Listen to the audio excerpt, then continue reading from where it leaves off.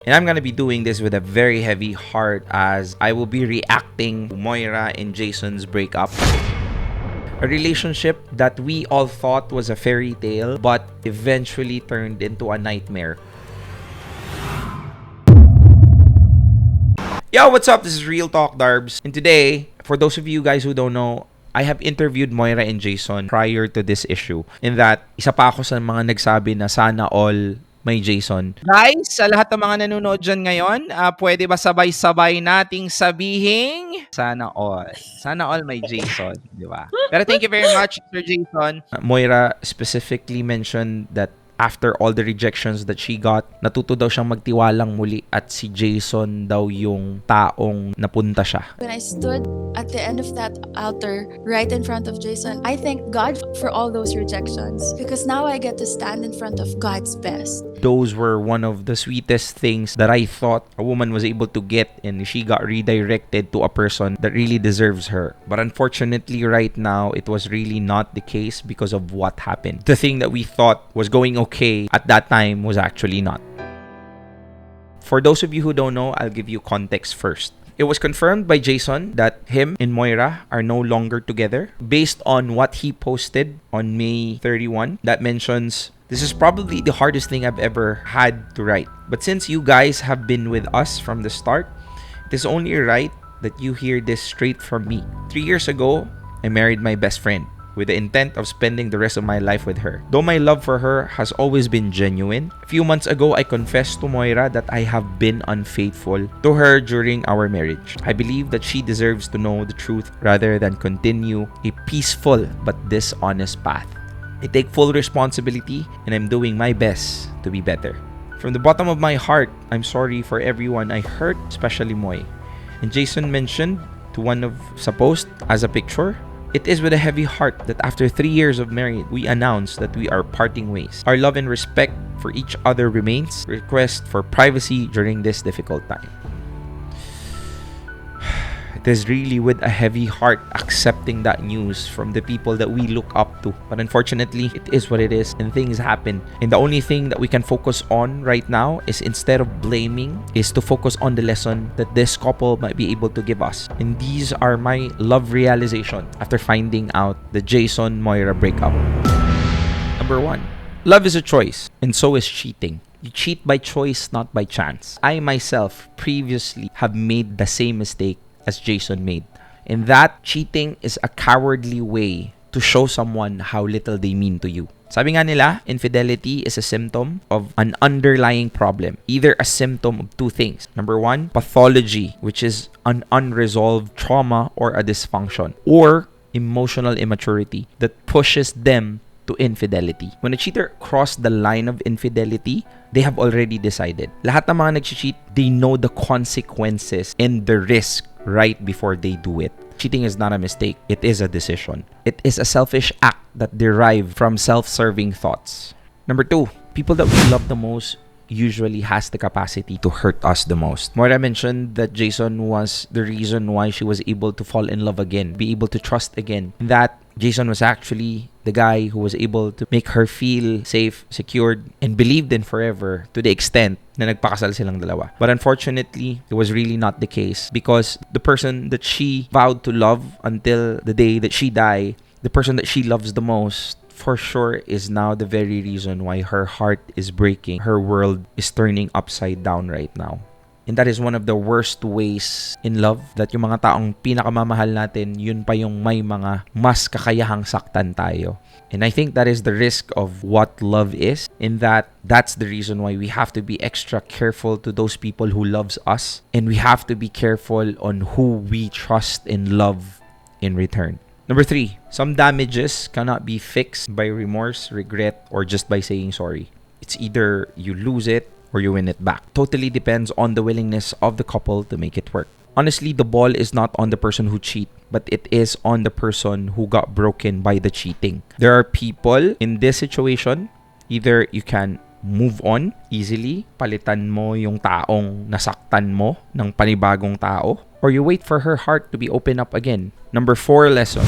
The only reason why people break up is that when they don't choose each other in the end. That is the reason why a relationship basically is so difficult to maintain, because mahirap makatagpo ng isang taong pipiliin ka kahit anong mangyari at pipiliin mo din siya kahit anong mangyari. Pero one thing's for sure, na lahat ng taong nasa marriage have undergone extreme difficulties. Hindi mo pwedeng sabihin na yung mga lolo't lola natin hindi dumaan sa napaka matinding pagsubok sa relasyon nila. They did. Regardless of whatever the reason is, they stay and still remained at each other's side no matter what. Why? Because pinili pa rin nila ang isa't isa, at yun ang dahilan kung bakit hanggang ngayon sa tinagal-tagal sila pa rin ang magkasama. Number 5 lesson. People make mistakes, even a God-centered man. I'm not glorifying him because he admitted it. He could have gone away with it so easily in that inamin niya. But at the end of the day, you have to give the guy a credit because he admitted it. I don't know the specifics of the detail. Did he got caught, or did he opened up and tell everybody what happened? If that was the case, most men will not be able to do that. But he did. At pakiusap, do not have an expectation that if you are a God-centered person, you cannot make a mistake. All of us are human beings. Even the Pope can make a mistake. Please do not prosecute them because of their faith. They still decide to believe, they still decide to worship, and they still try to live every single day of their life becoming better. But at the end of the day, there are times that we fail. Pwede mo silang husgahan kung ikaw mismo wala kang nagawang kasalanan. And I think nobody can say that to us. Number 6 lesson. Hindi ka talaga makukontento kung ikaw mismo hindi ka pabuo. A person might feel limited or boxed in by life and the relationship that they're currently in.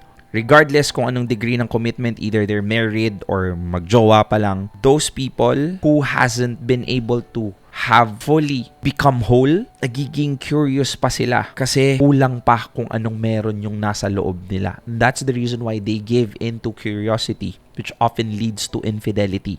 And most of the time, this curiosity, the reason is that they seek validation, a form of self-exploration where infidelity introduces the individual to the stranger within. And last, naniniwala pa rin ako sa kasal. I have put a post and asked people kung ano yung realizations nila doon sa Jason and Moira breakup. Most of the comments mention na hindi na sila naniniwala sa kasal, in that it's better to stay single because of this pain. But at the end of the day, you cannot just blame couple of instances where marriage fail to the millions of successful marriages out there. So wag na wag mong hahayaan yung sarili mo maapektuhan kung ano yung nakikita mo dyan sa iyong harapan. In that, the reason why we grew up, me as an individual who's capable of saying and sharing these kind of things to you, is that I was raised by a couple that was married in front of God. And I would love to raise a kid with a wife that is in the sanctity of marriage in front of God. And that is one of the major reasons why I still believe sa kasal. Real talk.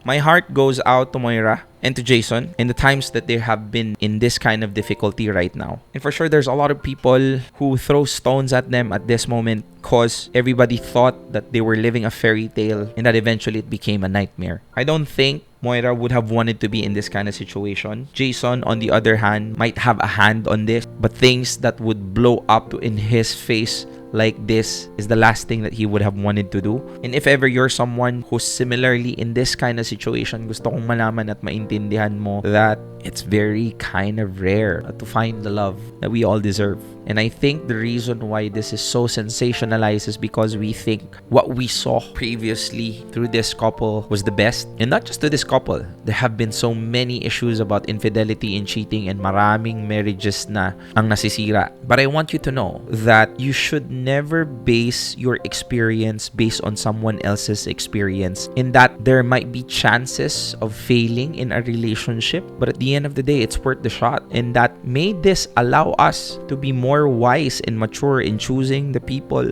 that we want to end up with. But please, never allow this also to deprive yourself of actually, truly, fully experiencing love. Kasi I would rather live a life that I have experienced happiness because of love and so much pain because of love, than living a life that I was not able to experience any pain but have never experienced truly loving at all. I cannot really say anything directly to the situation about Moira because there are so many minute details that we don't know, and that the decision of both people to go on their separate ways should be respected instead of being judged. I just wish and pray and hope may this separation will take them somewhere. Either they will grow individually with the decision, or they will give themselves another chance. But who knows? Maybe the separation will take them somewhere. Either they'll grow individually, and this will give them another chance to experience a new beginning alone by themselves. Or maybe, just maybe, this is just a test of marriage. One thing's for sure though, there is a future that awaits for the both of them. But on what kind of future, only God can tell. And maybe at some point, you'll realize that it's not enough to turn the page. You have to close the whole book.